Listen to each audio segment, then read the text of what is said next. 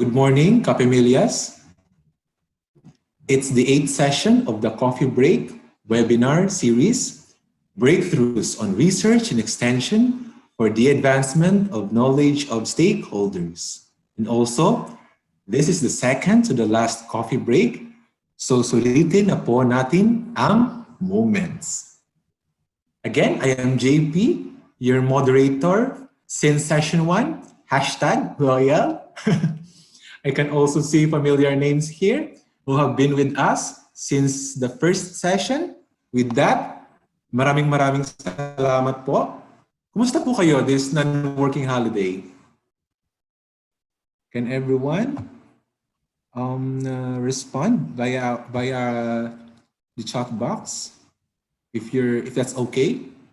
Because the team, no, the NCR Deck team is hoping that you are okay with just today's break. After all, we deserve some rest after what has been happening, right?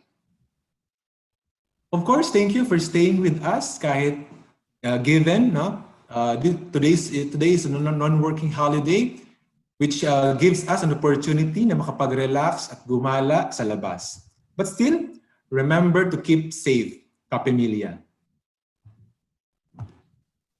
And kung medyo inabot po kayo ng boredom and productivity at the same time, you can also consult with us your concerns all about pagkakape. On the screen, just contact us directly through the mobile number and the following emails flash on your, yes? For concerns, reach us through the mobile number 0975-420-5789 or through our email addresses ncrdeck@cvsu.edu.ph or ncrdeck.cvsu@gmail.com, or if it's a webinar related concern, you may reach us directly through ncrdeck.webser@gmail.com. Okay, there you go, the contact details. Again, we are experiencing a bit of a technical difficulty. Please forgive us. There you go. Of course, you may see our social media accounts. The first, our Facebook account, no? NCR Deck Philippines, and our newest one, our Instagram account at NCR Deck PH, where you can be updated of our activities and announcements. Of course, you may also subscribe to our YouTube channel, NCR Deck TV, uploaded there where the student produced documentaries on coffee in our previously conducted webinar sessions. Among this was the first webinar session. It was entitled Characterization and Identification of Cultivated Coffee in the Philippines. It was held last July 30 by Dr. Miriam Baltazar. The second webinar session, our second webinar session, it was entitled Building Up the Chemistry, Investigating the Science Behind Coffee Processing, held last August 20. Our third webinar session, it's Declaration, Communicating Coffee Products Through Branding and Packaging, held last August 27.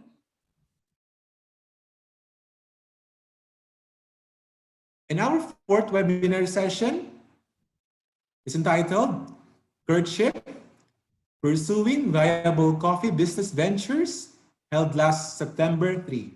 So all of them are uploaded on our YouTube channel. Well, the fifth session, entitled Meet the Parents, Tracing the Roots of the Philippine Coffee, led by Ms. Bel S. Castro. The sixth session, entitled Nurturing the Connection, Growing Coffee Through Various Propagation Methods, led by Mr. Rodrigo H. Deloy. And the most recent one is our seventh session, entitled Time for Labels, Accreditation and Certification of Coffee Nurseries. All of them are uploaded and can be watched through our Facebook page. All right, that's it for our introduction.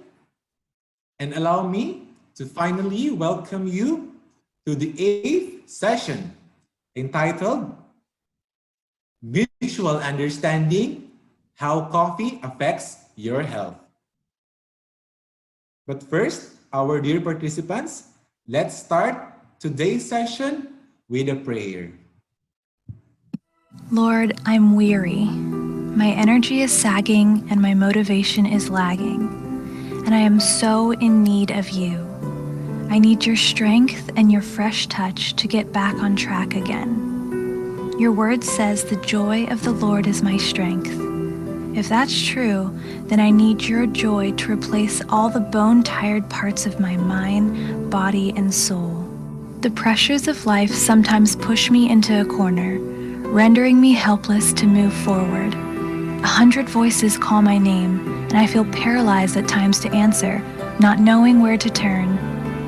Lord, help me not to quit, to keep running the race faithfully, and to find strength in that safe, secret place of yours, under the shadow of the Almighty. I need your strength to say no when I'm tempted to surrender to harmful things, or when selfishness clings to my clothes and won't let go. I need your strength to say yes when cowardice and fear nudge me to deny the convictions of my heart. I need your strength to reach out in love to those both close to me and all around me.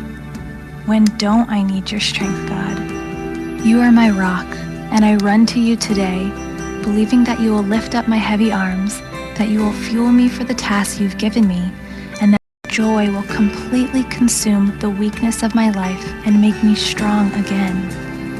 I don't want to stay grounded, crippled by limitations and failed attempts. I'm tired of feeble efforts. Lord, I want to mount up with wings like an eagle and not just fly. I want to soar. Renew my strength, Lord. Fill me with your supernatural power to overcome each obstacle in my path. With my eyes on you, Lord, with you walking beside me, working through me, I can make it. Thank you, Lord. In Jesus' name, amen.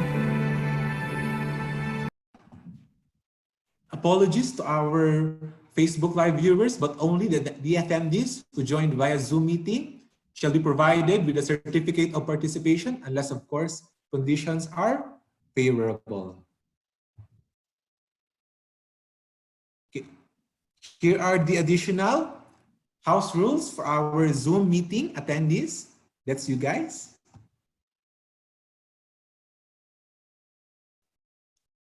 We will be disabling the audio and video of the participants other than the speaker and yours truly.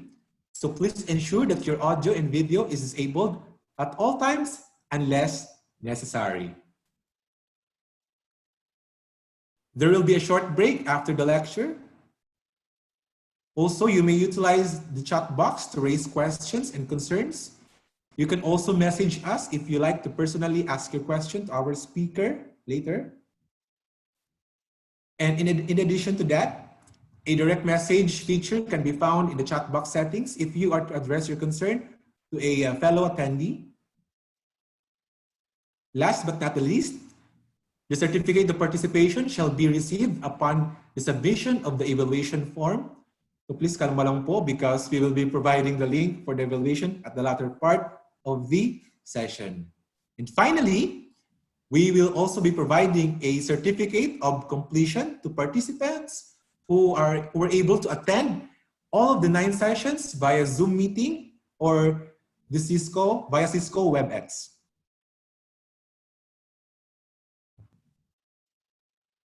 That's it for our reminders. Without further ado, allow me to introduce our speaker for today. Our speaker is a registered nutritionist dietitian. At present, she works as the Science Research Specialist 2 at the Food and Nutrition Training Unit under the DUST Food and Nutrition Research Institute and works as a part-time professor at the De La Salle College of St. Benilde. She is a graduate of MS Nutrition and Health from the Wageningen University and Research Center in the Netherlands and has also obtained a diploma course on community nutrition from the University of Indonesia. At the same time, she is a certified ServSafe food protection manager by the American National Standard Institute and a holder of TESDA NC2 for food processing. Ladies and gentlemen, please welcome our speaker for today, Ms. Josefina T. Gonzalez. Let's give her a round of virtual applause.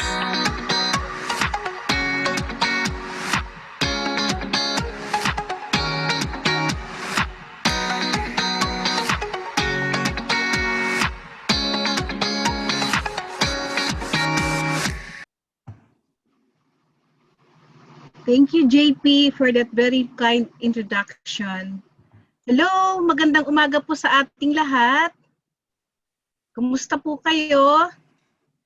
I'm sure kahit po nasaan tayo, iba't ibang part ng Philippines, no? I hope nasa mabuting kalagayan tayo lahat. Okay?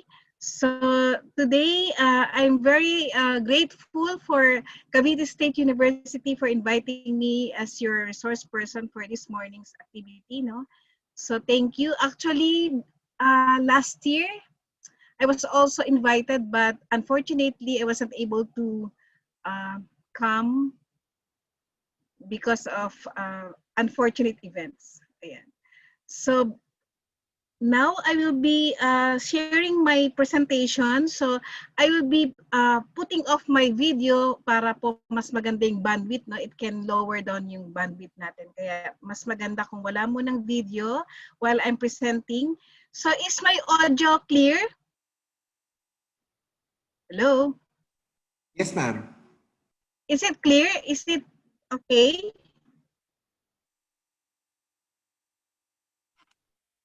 Okay po ba yung audio natin? Just audio check. Okay, thank you. So I will be putting off my video first.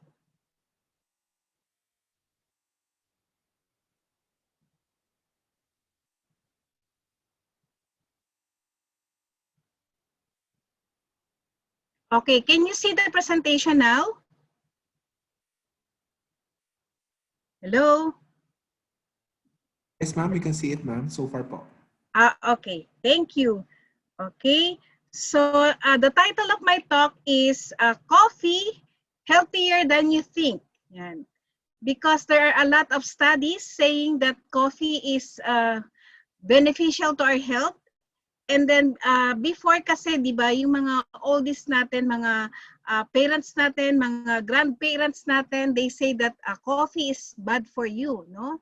Tapos may iba-ibang coffee na na-develop aside from the original coffee beans, di ba, nagkaroon tayo ng mga rice coffee, corn coffee, ayan, just to get away from the caffeine, no? So now, we will try to see ano ba yung mga advantages and mga disadvantages. So there are pros and cons in taking coffee. First, let me give you 10 interesting facts about coffee. So worldwide, we have 1,400 million cups of coffee consumed daily, no? It is worldwide. So coffee is considered as the second.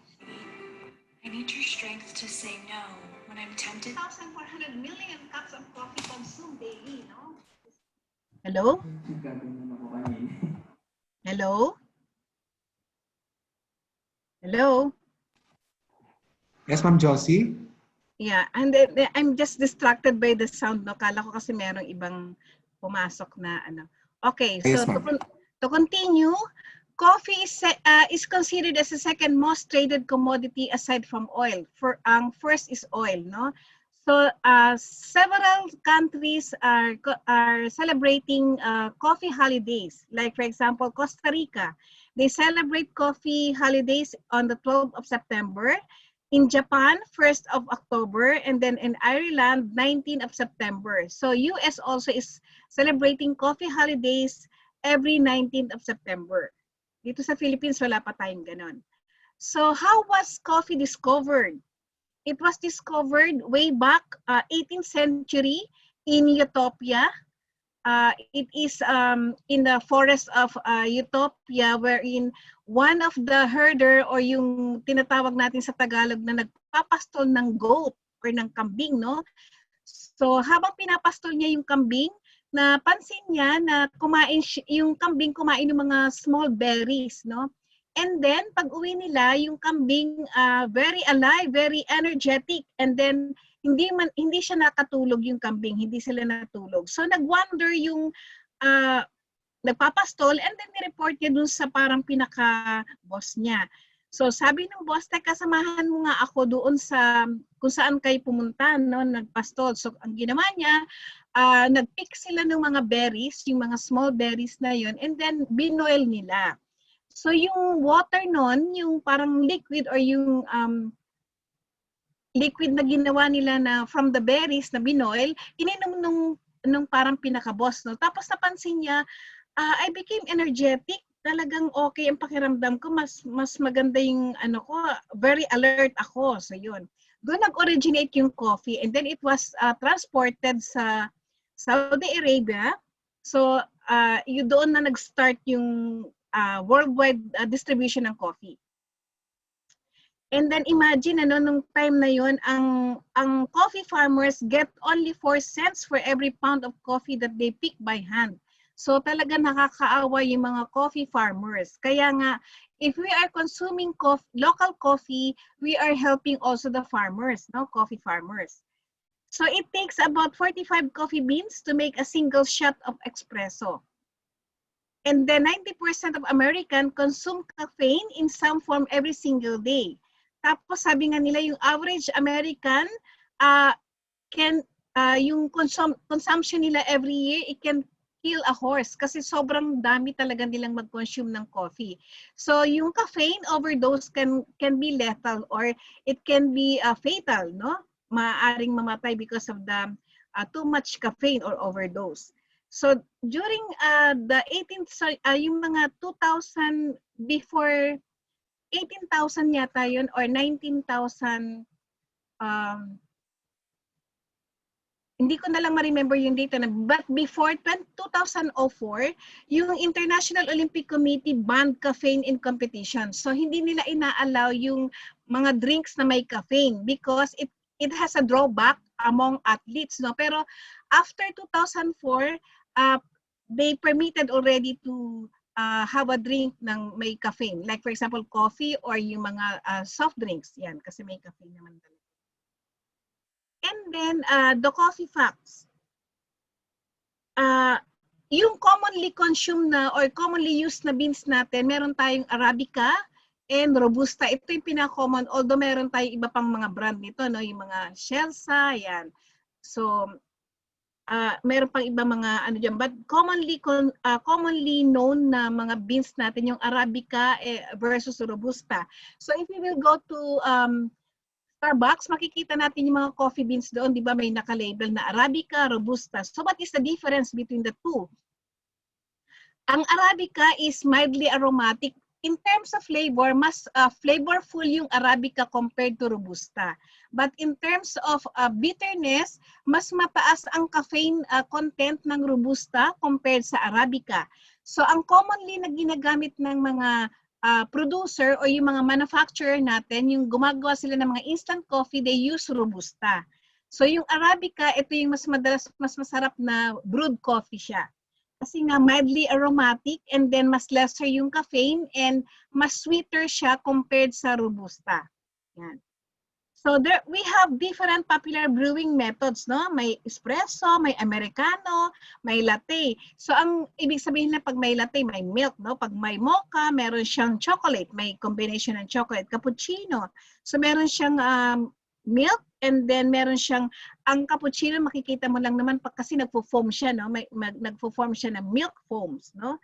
Ang americano naman, yun lang, plain lang siya na coffee. And then, if you want, you can add milk, no? So, in terms of beverages, no, ang coffee is considered as a second most popular drink after water. So, ganun siya ka-popular. And then, during breakfast time, 65% of coffee consumption takes place during breakfast hours. Yan. So, alam ba natin kung ano yung pinaka-most expensive coffee in the world? It is called Kopi Luwak. No? It originated from in Indonesia. So, dito rin sa Philippines, meron na tayong ganon somewhere in Mindanao area. So, ito ay kinakain muna ng civet. Tapos, ang ginagawa, ine-excrete niya and then ito yung magiging coffee na binibenta na. So, very expensive. So imagine it sells $600 per pound. So ang per pound, di ba? Meron tayong in 1 kilo there are 2.2 pounds, no? So bali half kilo ito, yung a pound. So if we will convert that, it will amount to 30,000 per half kilo. And then kung $50 per cup of that Kopi Luwak so that will be 2,500 per cup. Imagine, that is very expensive, no? So, yun ang sinasabi natin dito sa mga facts na to. Pero, based on studies naman, this is really a fact, no? Totoo naman ang mga nakalagay dito. So, ito yung most expensive coffee natin. Ito yung itsura ng civet, no? Sa Pilipinas, marami din ang bumibili nito, though it is already expensive, no? Pero meron kasi siya mga health benefits. So sa Philippines and Indonesia lang ito nakikita madalas, no? It should pass through first in the digestive organs of Asian palm civet. And then the price of Kopi Luwak cost between $100 and $600, no? Because of its wonderful aroma and not so bitter taste. So iba yung flavor niya talaga, very flavorful. Pero I haven't tasted kasi pag naisip mo lang na ine-excrete ng isang animal, so parang andun yung parang naiilang ka, no? But it has a health benefits. So ano yung mga health benefits niya? It has a low acid and caffeine level. It is good for people with gastric and heart problem. And they said that yung blood vessels and adrenaline ng isang drinker talagang nagpipick up siya. And then it helps rejuvenate and eliminate stress and exhaustion. And then mataas din ang antioxidant content niya. So it promotes healthy brain cells and then it can prevent Alzheimer's disease. So in terms of facts naman in the Philippine setting, so meron tayong 8 out of 10 adults in the Philippines that drink coffee. So average of 2 to 3 cups of coffee every day. And then coffee belongs to the genus Coffea. So it originates in Ethiopia nga. So the word coffee derived from Ethiopian kefa. In the Philippines, coffee was brought by the Spanish friars in 1740. So in the early 1980s, Davao region was the major producer of coffee in the country. Now, as 2015 data from the Department of Agriculture, the highest producing coffee in the Philippines is Soc Sargent. It is in the Mindanao area. And then second is Davao region. Third is Calabarzon. So Cavite State University is included in the Calabarzon. Ano?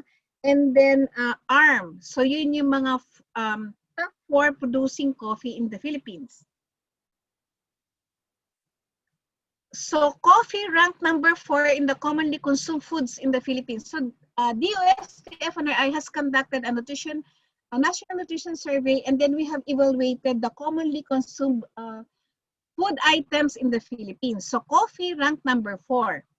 And then among the brands, based on the Kantar's Asia Brand Footprint 2019 report, so it is Nescafe and Copico ang mga brand na nag-rank number 2 and number 5 respectively.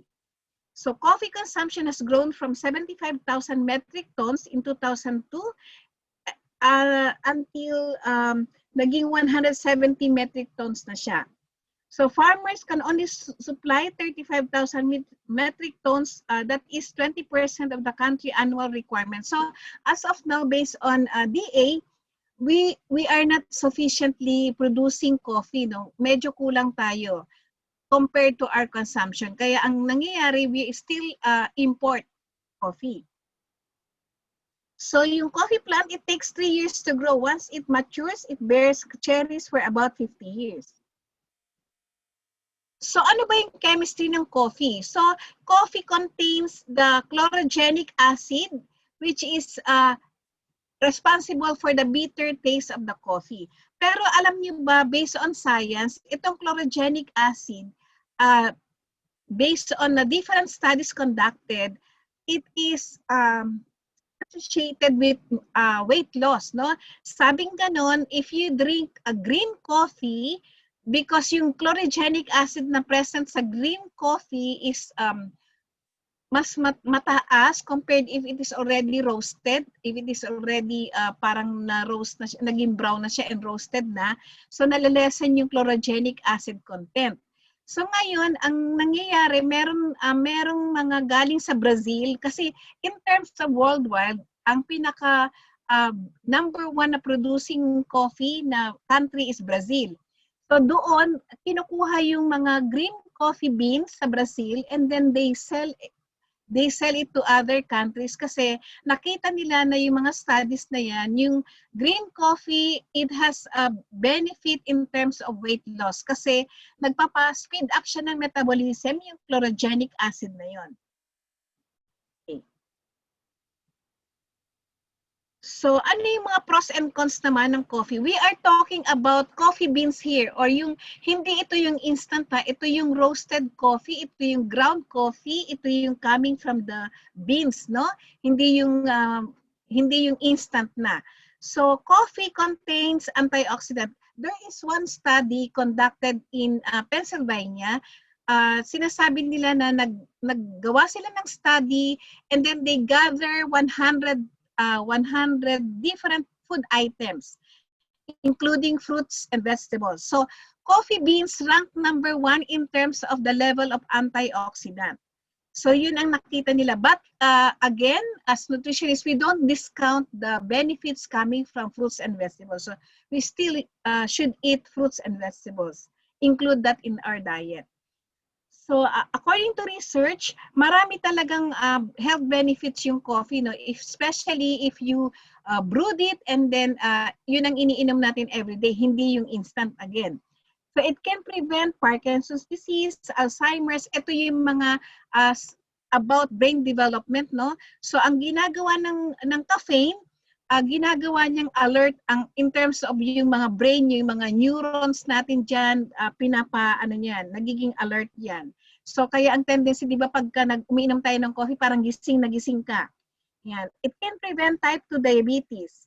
I will explain later bakit type 2 diabetes, gallstone, cancer, asthma attacks, heart rhythm problems, strokes, cirrhosis of the liver. Caffeine increases the effectiveness of certain types of painkillers, so it can also act as stimulant. Halimbawa, meron kang nararamdaman na pain, So instead of drinking pain or taking painkillers, so pag uminom ka ng coffee, medyo nakakatulong siya para ma-ease yung pain, So yung coffee beans naman na waste na, yung mga after na muna nag-ground yung coffee, it can very beneficial sa ating soil, Magagamit mo yun sa garden. So pagka dinagay mo yan sa it can serve as fertilizer. So according to another research, yung mga babae daw na umiinom ng at least 5 cups a day were 57% less likely to have an estrogen receptor negative cancers. Kasi commonly na afflicted yung mga female ng cancer in ovary or yung mga tinatawag natin na cervical cancer. Related do sa mga productive organs ng babae. So nakakatulong ang pag-inom ng coffee para maging less ang risk, to acquire that disease. So sa mga men naman, it can if you drunk, for example, less likely ka magkakaroon ka ng mga cancer din in prostate. Yan, mga prostate cancer na yan.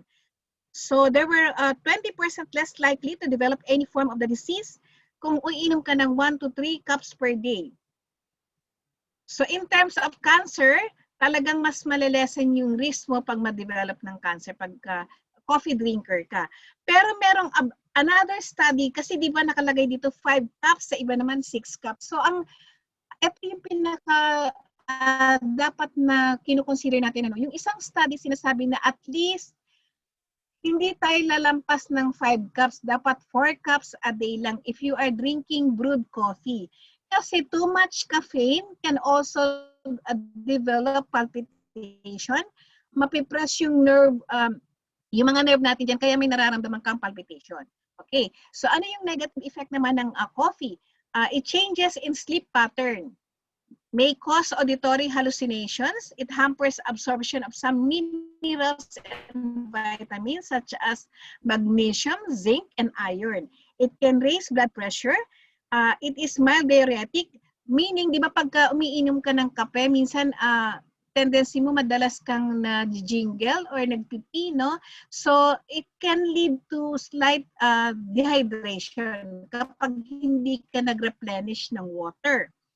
And then, ang ginagawa naman ng caffeine, kapag umiinom ka ng coffee, tapos yung calcium absorption ng katawan mo, hinihinder niya yon. So parang pinipigil niya and then hindi nagiging maganda yung absorption ng calcium sa katawan natin. So yun parang ini-inhibit niya yung absorption ng calcium sa katawan.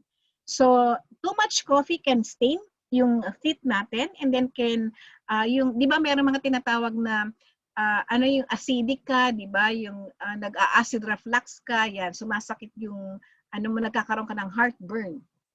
Yun. So, yun yung mga negative effect. And then, ang sinasabi natin, ito naman, mga negative effect na to, depende ito sa bawat tao, no? So, we have different system, no?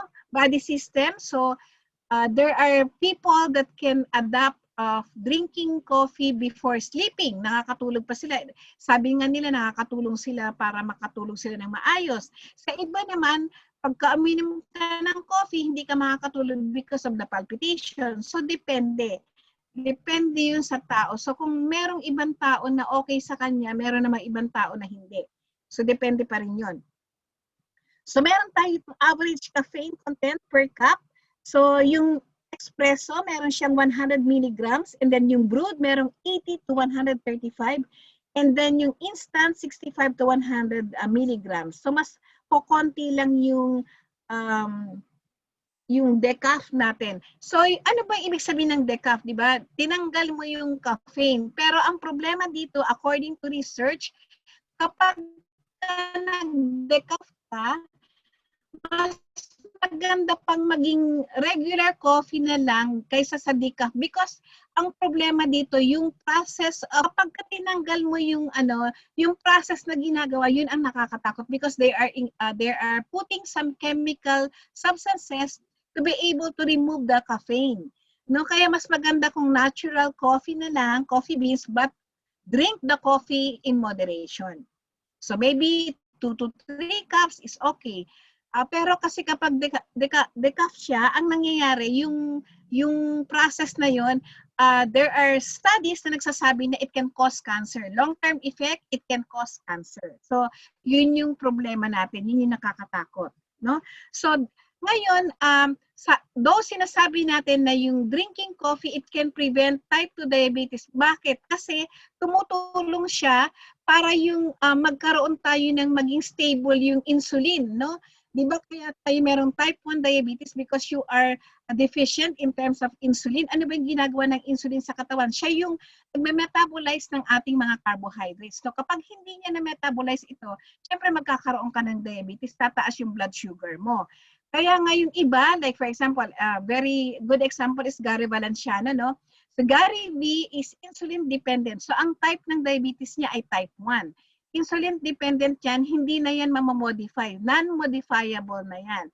So yung tinatawag naman na type 2 diabetes, it can be modified. Meron tayong mga factors na it can be modified. Meron namang factors na non-modifiable. For example, yung genetics, no? Kung nasa genes mo yun, o kaya yung hereditary. Yung age, kasi as you age, talagang tumataas yung blood sugar, kaya dapat wina-watch talaga yun ng mga ano. So yung mga modifiable risk factors, ito yung mga lifestyle natin. For example, i-lessen mo yung sugar, i-lessen mo yung pagdidrink ng mga alcoholic beverages, pag smoke, ayan. So nakakatulong siya para ma-prevent mo yung mga risk factors ng type 2 diabetes. And also healthy eating, syempre. Kung kakain ka ng mas maraming fruits and vegetables, mas okay. Okay? So, based on the executive healthcare, meron tayong mga surprising health benefits ng coffee. So, according to research, it can prevent heart disease because the antioxidant present in coffee have several beneficial effects for the heart, including the improvement of blood vessel function and the reduction of inflammation. A study has also shown that women who drink 2 to 3 cups a day have 25% lower risk of death from heart disease. So in terms of cancer naman, women who drink 3 cups a day have half the risk of developing colon cancer. So there is a recent Japanese study that they said the results showed that the coffee consumption was significantly associated with lower risk of endometrial cancer. So nakakatulong talaga siya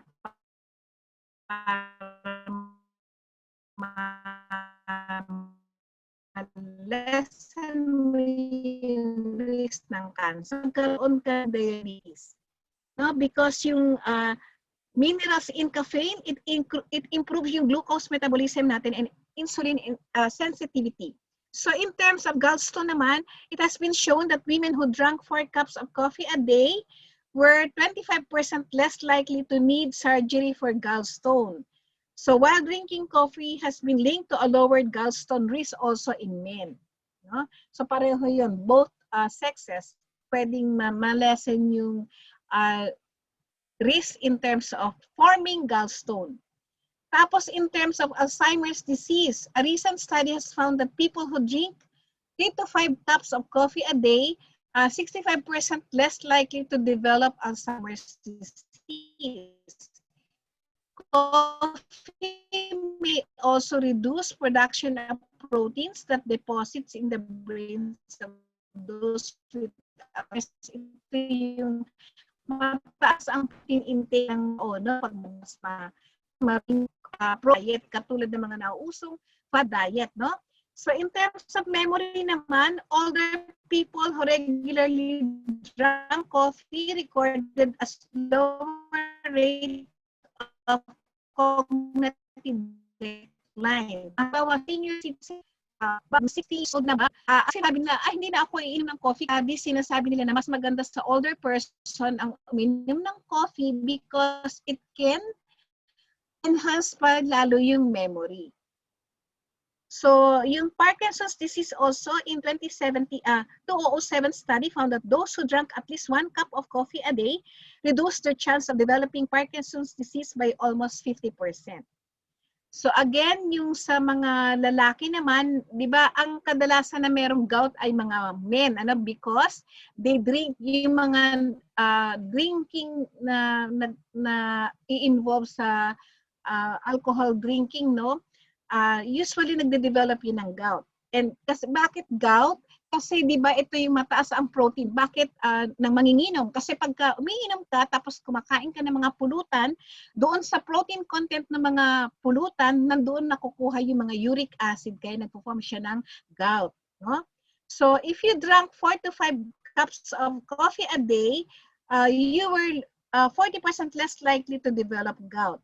So sa stroke naman, in 2009 study, it have shown that women who drank 4 cups of coffee a day had 20% lower chances of having a stroke. So tapos, yung sa liver cirrhosis naman, drinking just 2 cups of coffee a day can lower the risk of liver cirrhosis by 80%. So ito, depende po ito, no? Kung halimbawa, sasabihin, sige, okay lang naman pala kahit kumain ako ng maraming lechon, kumain ako ng maraming fatty foods or high in sugar, basta iinom ako ng coffee, it can prevent stroke, it can prevent gallstone. Hindi po. Ang ibig sabihin po nito, umiinom tayo ng coffee but we are still adhering or nag-ano pa rin tayo. Pinapractice pa rin pa natin yung healthy lifestyle or healthy eating habits. So ang ibig sabihin, aside from drinking coffee, okay pa rin po yung kinakain natin in moderation lahat.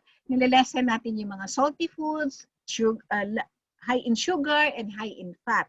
No? Para lang mas malinaw kasi baka isipin ng mga tao na okay lang pala kahit na anong kainin ko, basta iinom lang naman ako ng coffee ko. So it is in combination with healthy eating pa rin and some nutrition information of different coffee. Ito po ay galing sa aming food composition table. The USTFNI has developed a composition table wherein there are a lot of list of different food items tapos nakalagay doon kung ano yung calories, fat, and different nutrients na meron siya. So yung ating espresso cup o yung espresso coffee natin, meron siyang 1 calorie lang. So, mas lower ang calorie. Kapag o-order kayo, yung espresso ang order natin kasi lesser yung calorie niya. No? Tapos, pag meron tayong yung brewed coffee, meron tayong 2 calories for every cup. And then, kapag umorder ka ng cappuccino, meron kang 74 calories na makukuha dyan. Kapag kayong sa Starbucks, caramel macchiato with almond milk, yung maraming mga, ito ang tinatawag nilang gourmet coffee, di ba? Meron tayong sa mga Starbucks natin, it is considered as a gourmet coffee, mga sinaserve nila. Pero meron naman silang kape americano, ayan, meron namang espresso, so you can choose. So yung mga mas maraming flavor, or mas maraming mga cream, yan, mataas kasi ang fat nila, mataas kaya nag-a-add ng calories. So imagine one serving, meron kang 130 calories. So yung mga 3-in-1 natin, mataas din ang calories because if you are adding cream and sugar, so tataas po yung calorie content niya. Kaya meron tayong 392 calories. Yung mga roasted coffee din, kapag nag-add ka pa ng cream, lalo na dapat ang ina-add natin non-fat cream. Ayan. Pero yung roasted coffee natin, meron siyang calcium, meron siyang phosphorus. Ganon din naman yung 3-in-1 natin. So meron din siyang calcium and phosphorus. Okay? So, ano pa yung other disadvantages ng coffee? So, too much coffee can be toxic. It can kill you. Kasi, sabi ko nga, yung overdose ng caffeine, it really harm your health, no? So, maaaring fatal ito. So, coffee can cause insomnia and restlessness. Ito yung meron kang palpitation, kinakabahan ka palagi. So, depende ito sa sistema ng tao. Kasi, meron ako mga kakilala na ginagawa niyan tubig yung coffee, pero wala siyang nararamdaman. And then, maganda pa rin yung tulog. Talagang nag-snore pa siya. No? So, depende yun sa system natin, adaptability ng system natin. So, hindi po ito allowed sa pregnant women. Ano? Hindi talaga siya allowed. Sabi dito, wag iinom ng more than a cup. Pero sa nutrition point of view, hindi po dapat ina-allow sa pregnant. And then, sa mga young children, so ang ina-allow lang na uminom ng coffee, 14 years old and above. Less than 14 years old, is yung bad cholesterol natin, tataas ang level noon kapag lalo na kapag meron ka ng history ng bad cholesterol. And then, yun, sinabi natin, kapag pinainom mo ang mga bata ng coffee, it can cause bedwetting, magbabasa siya sa pagtulog niya. Mag-jingle siya kasi nga diuretic nga siya. Okay? So, ano ba yung healthy tips natin in drinking coffee? Choose the smallest cup, mga 8 ounces or 12 ounces. So, kapag ka nasa Starbucks ka, di ba dalawa lang naman yung size nila, tall or grande. Siyempre, wag ka mag-grande. Di ba kung halimbawa espresso, 1 cup lang naman yun, or Americano. So, it can save you 110 calories. Pagka pipili ka naman ng coffee, dapat yung mga non-fat na mga milk ang lalagay mo or not too much cream. Kasi minsan tayo, makikita mo ang taas-taas ng, ang ganda-ganda tingnan, ang sarap-sarap, mga caramel macchiato, iba-ibang mga flavor, yan. So, mataas po yung fat, in terms of calories, mataas din. So, i-reduce natin yung sugar. If you are using yung muscovado sugar, much better. If you are using the brown sugar, much better because it has lower calories, no? And then, skip na natin yung mga cream. So, generally, mas maganda kung ang iniinom talaga, mas makukuha mo yung full potential ng health benefits ng coffee kapag black coffee and then yung mga brown sugar and muscovado sugar ang gagamitin natin. So, wala siyang cream. Okay? So, ano ba yung mga professions addicted to coffee? Madalas yung mga journalist and media, yung nandiyan siya, siyempre, di ba, mga graveyard shifting yan, so hindi mo alam yung, hindi maganda yung, nila, yung mga sleeping habit nila, kailangan nilang uminom ng coffee para it will make them awake, no? Police office, and trade workers, nurse, and medical staff para sila sa duty nila. IT technical support, retail staff, and drivers. So, ito na yata yung last slide ko. Ayan. So, before I end my presentation, ito yung mga quote natin. Life begins after coffee. Kasi kung hindi ka pa umiinom ng kape, parang wala ka pang kabuhay-buhay. Ayan. You can't make everyone happy, you are not coffee. So, coffee lang talaga ang magpapasaya. O, hindi lang naman palagi. Okay? So, I think that's all. Thank you for your kind attention. Yan, pwede na tayo mag-coffee break. Thank you. That ends my presentation po. I hope may na-share ako sa inyo.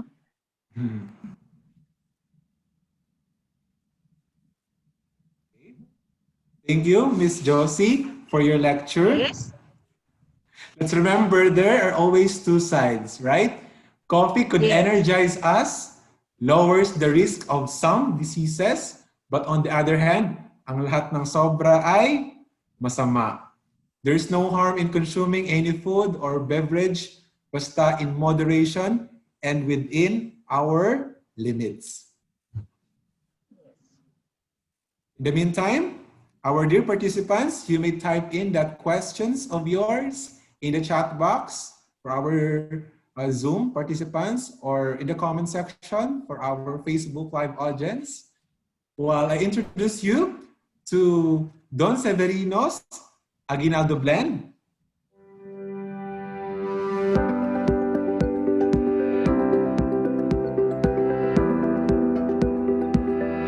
Blended from Liberica or Barako, Excelsa, Robusta, and Arabica coffee beans, Don Severino's Aguinaldo Blend, developed by the Cavite State University, exudes the unique and authentic taste and aroma of coffee.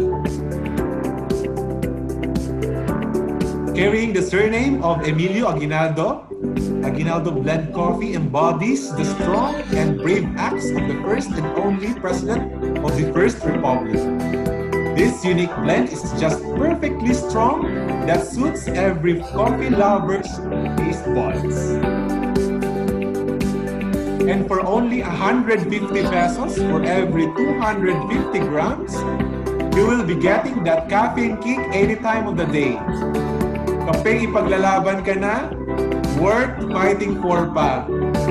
Pwede din dyan ipangregalo sa mga taong malalamig ang Pasko, just like me. Biro lang po.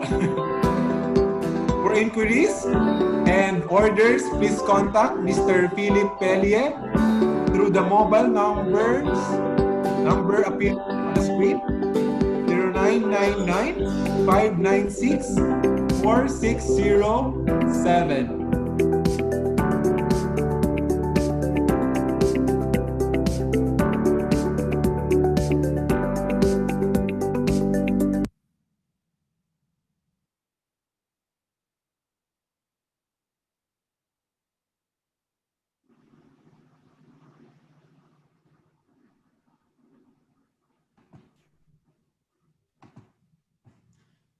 Okay, after that short break, we're now moving on to the question and answer part of today's session.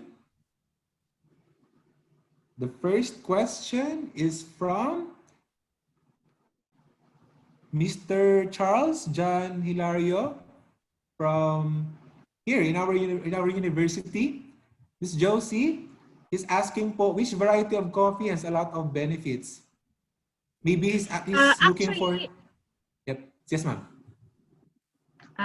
Yes, actually, thank you for your question, Mr. Charles. No, so actually, based on the presentation, Arabica and Robusta has different benefits, no? Pero generally they have the same benefits, no? Pero yung Robusta kasi in terms of caffeine content, mas mataas ang caffeine content niya, and then they said na medyo matapang siya, kaya yung in terms of antioxidant level medyo mataas ang ang level niya compared sa Arabica. Pero Arabica is commonly consumed because masarap yung flavor naman niya.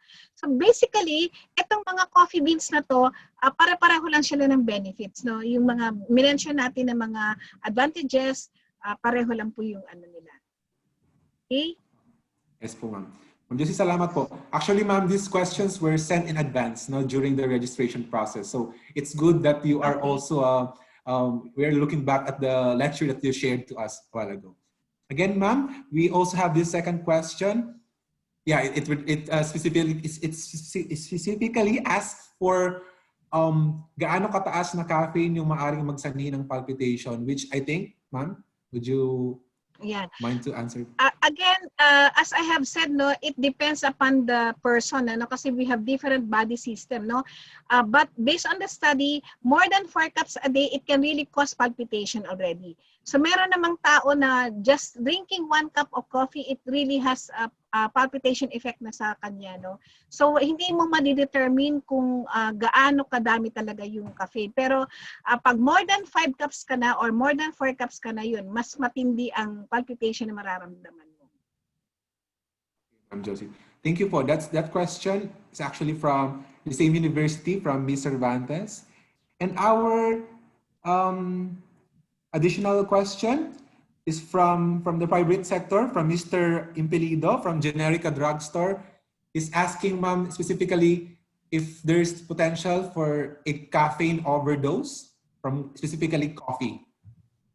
Yes, Mr. George, no, based on my presentation, it can be fatal if too much caffeine, ma-overdose ka. Meron po, may overdose sa coffee.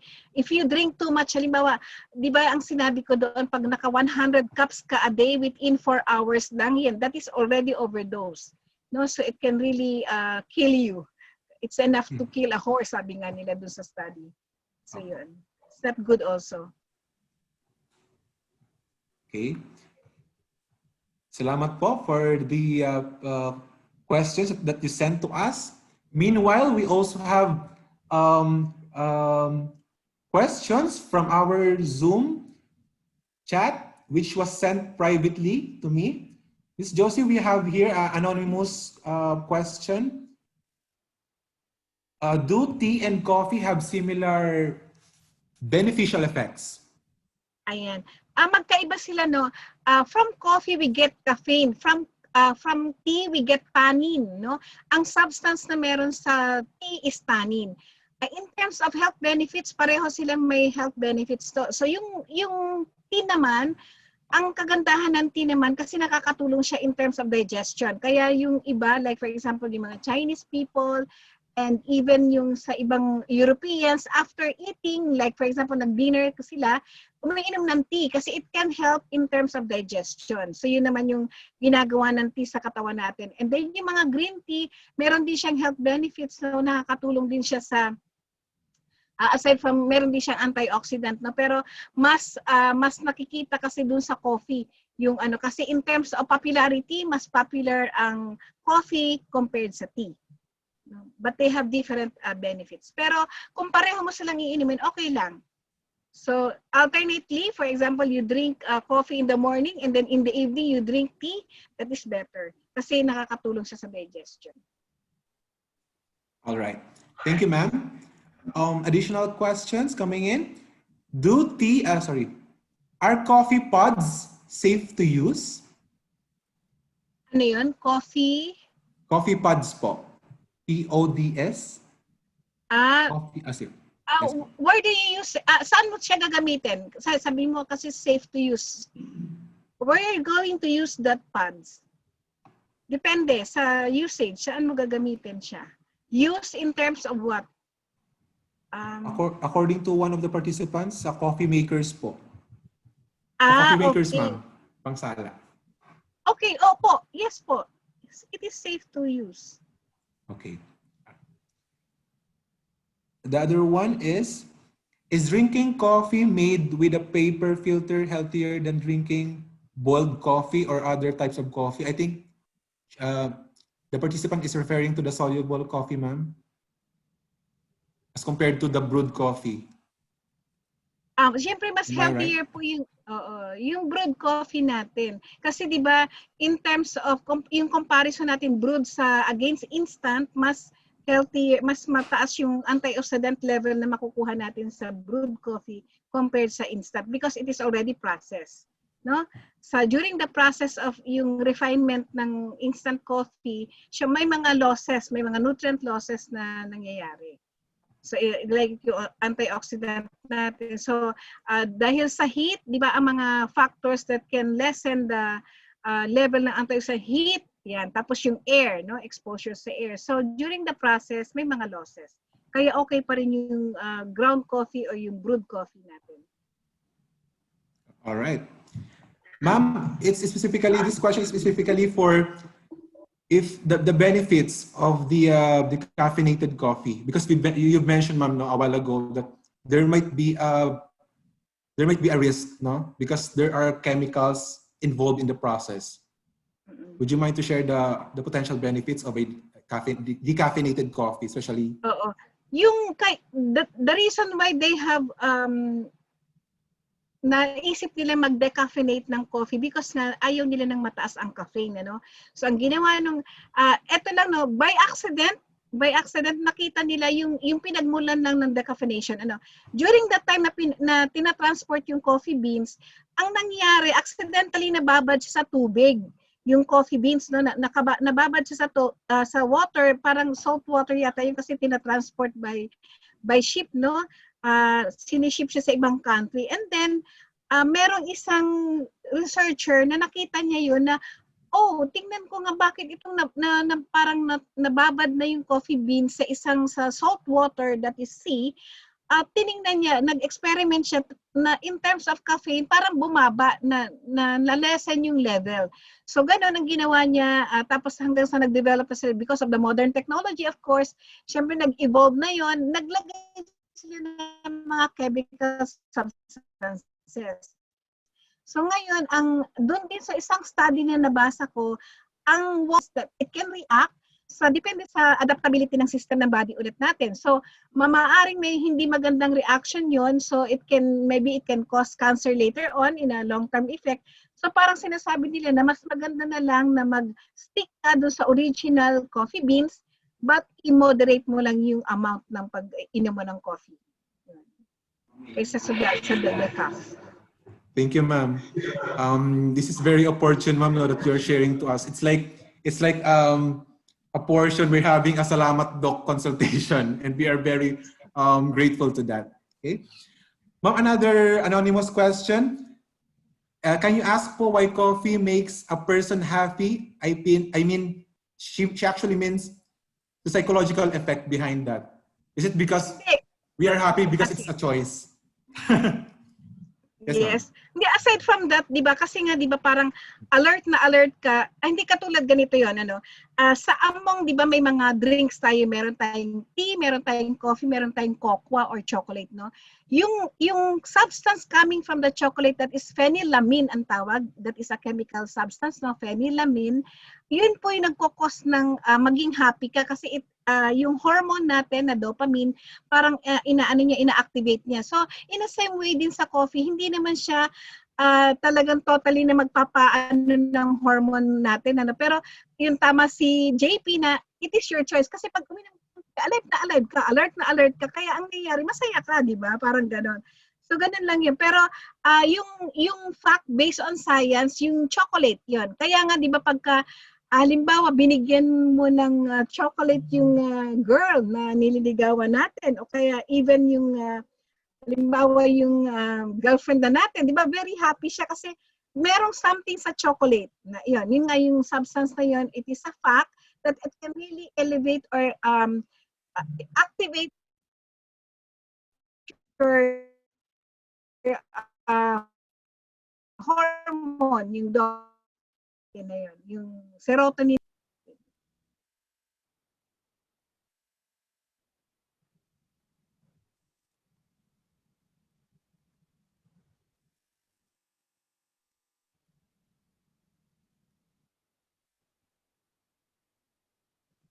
Nakamute ka, JP?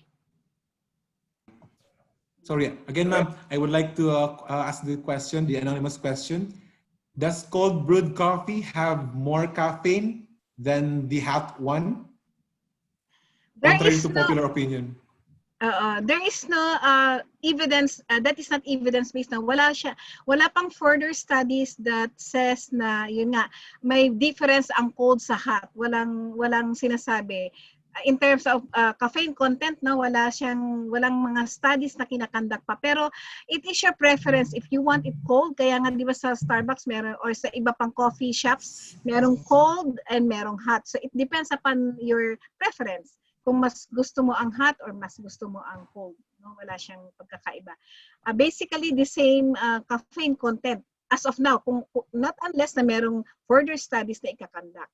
So, in terms dun sa mga older person natin na, di ba, kaya na-develop yung rice coffee, di ba, meron tayong rice coffee, meron tayong corn coffee, meron tayong peanut coffee, iyon. So, nag-develop sila ng ganun kasi ang ina-avoid nila yung caffeine. Pero, in terms of antioxidant, walang benefit sa kanila yun. Umiinom lang sila ng kape, for the sake of drinking coffee, pero wala silang nakukuhang benefit doon. No, in terms of antioxidant, wala silang nakukuha. So iba pa rin yung brewed coffee talaga, yung coffee beans. Yes, ma'am. And based on research, right? Yes. Again. Ma'am, this is again another myth, no, or it's actually based from experiences, no. I think maraming makaka-relate dito, no. Will coffee yes, I think this is what.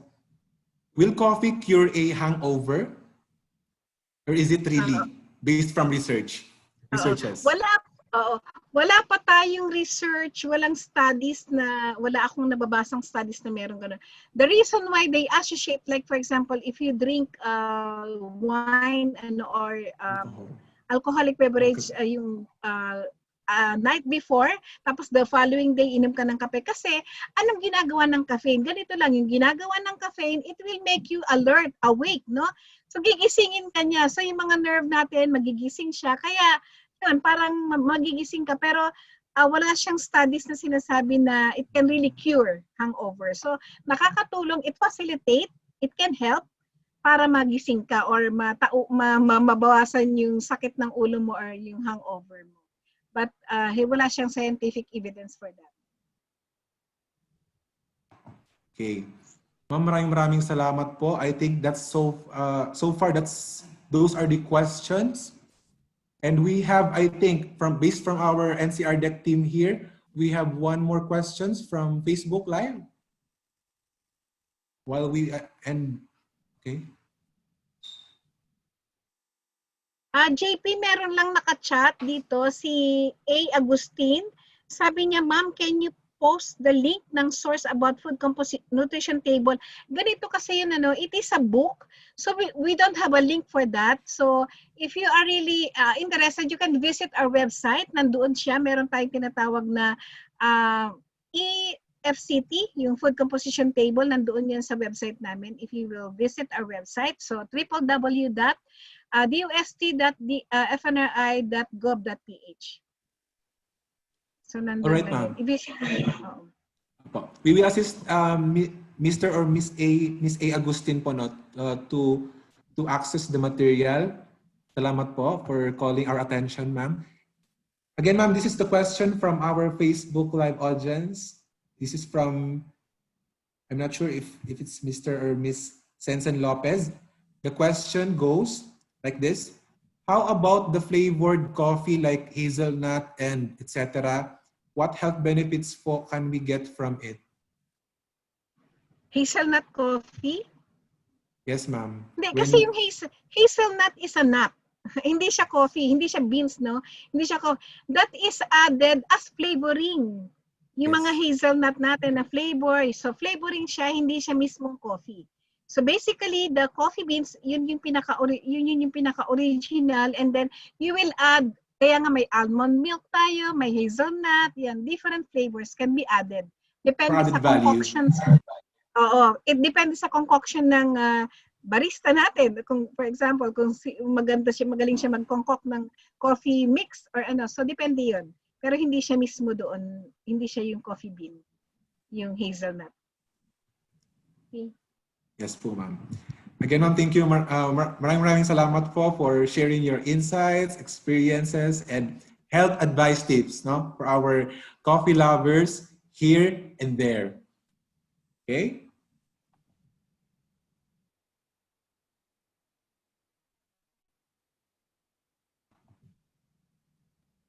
I guess that's it for our question and answer. It's time to award the certificate of appreciation to our dear speaker.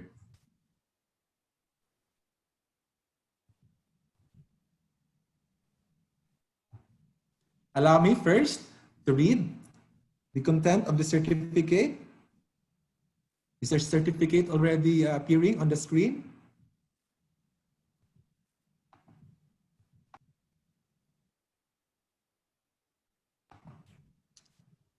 The Cavite State University, through the National Coffee Research, Development and Extension Center, presents this certificate of appreciation to Ms. Josefina T. Gonzalez for actively sharing her expertise as the resource speaker during the 8th session of the Coffee Break webinar series entitled Mutual Understanding, How Coffee Affects Your Health, held on December 8, 2020 via Zoom meeting, signed Engineer Jerry M. Castillo, NCR-DEC Director, Dr. Ruel M. Mojica, Vice President for Research and Extension, and Dr. Hernando D. Robles, our University President. Let's give her a round of virtual applause. Thank you, ma'am. Maraming salamat po. Thank you.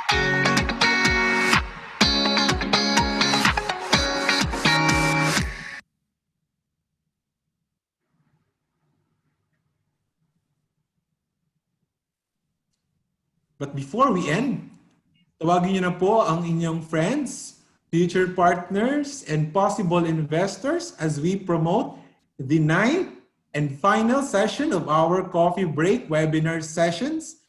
This one is entitled Commitment, Road to Having Your Own Coffee Shop, which will happen next week, December 15, from 10 a.m. to 12 noon, to be led by a cafe management trainer of Barista Coffee Academy of Asia, Mr. John Paul Buhain.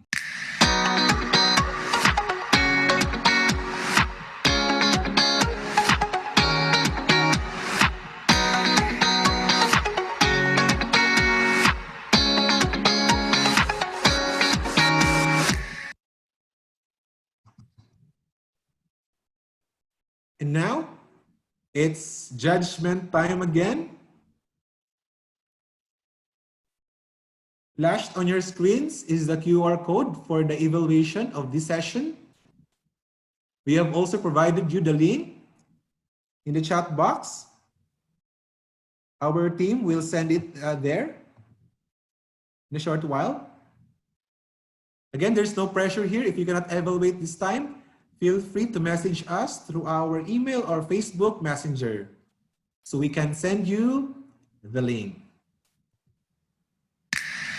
Also, make sure to check your emails to see if you have received the certificate of participation.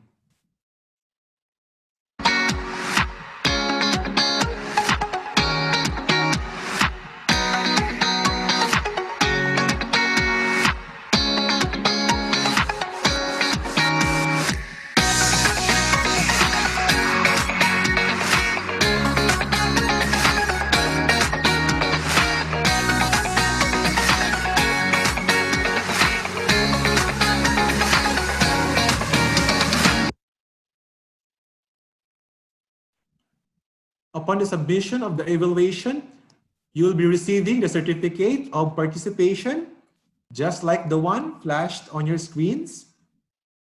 Allow me to read.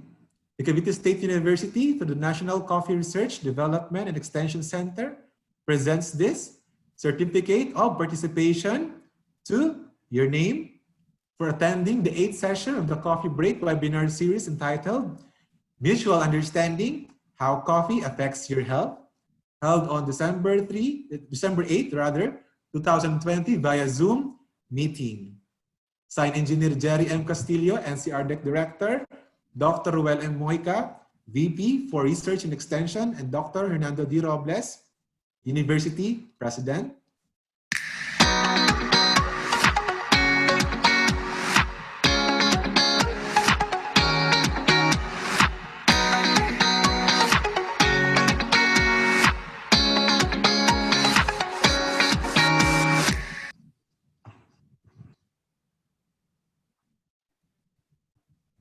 All right. I think the group is done with the evaluation. Yes. If not yet, don't worry. We will stay with you until the end. If you have, if you need assistance. But right now, on behalf of NCR-DEC, we would like to thank you for attending our 8th session. We are now signing off and hopefully see you on the 9th and final sessions next week.